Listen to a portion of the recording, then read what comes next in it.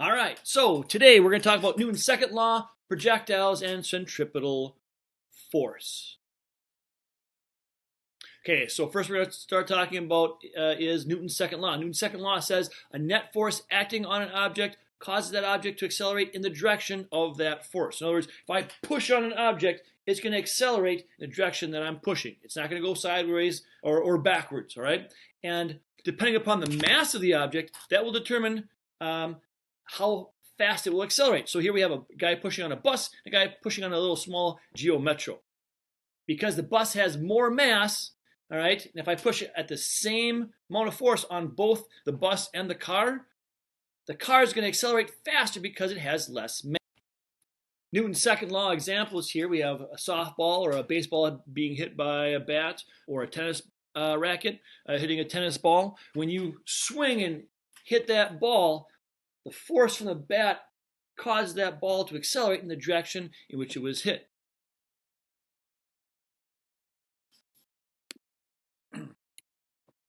The equation for Newton's second law is force equals mass times acceleration, where force is represented by F and has a unit label of newtons. Mass is represented by M in kilograms, and acceleration is meters per second. So we had before, we talked about the bus and the car. Having a larger mass and the same amount of force will have a smaller acceleration compared to having a smaller mass.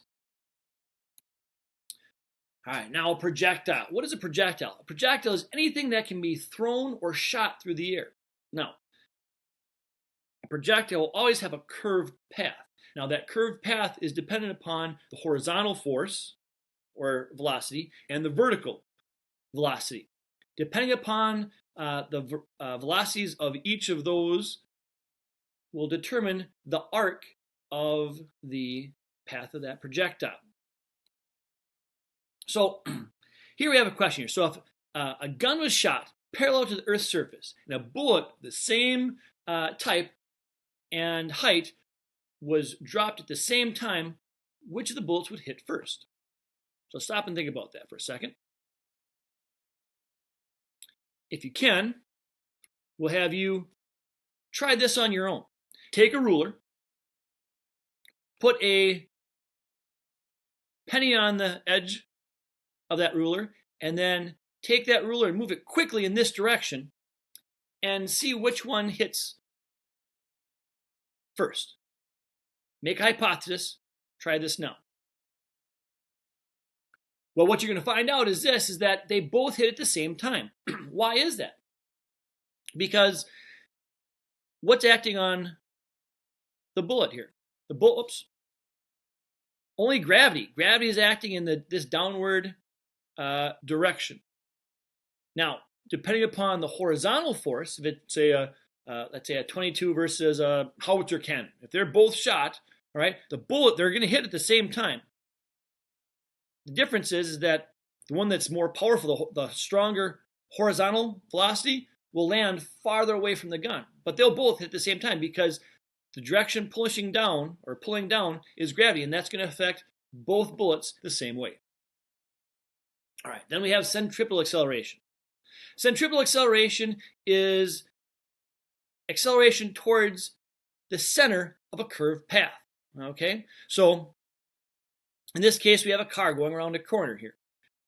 Its acceleration is towards the middle of that curved path, and that velocity is going this direction. So that centripetal force is also going towards the middle here, causing that curved path.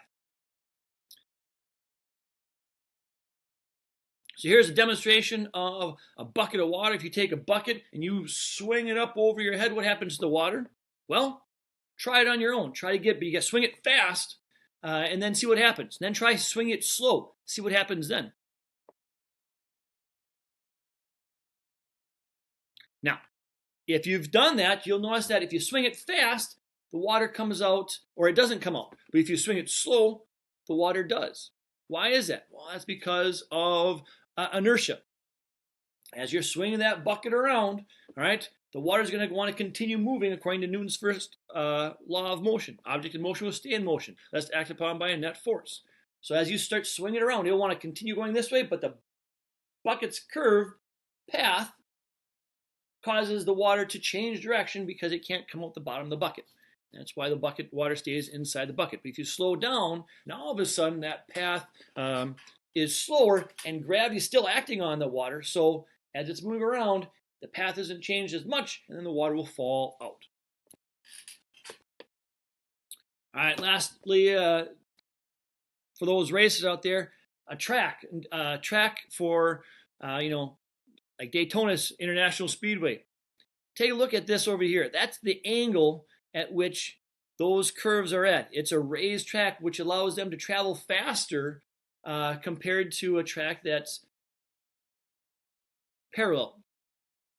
That's all we have for today. Kind of the basics of Newton's laws, projectiles, and centripetal acceleration. If you want to know more about this information, click on the link in the description below. That link will take you to the slide notes, and there'll be some links for more videos and more information there.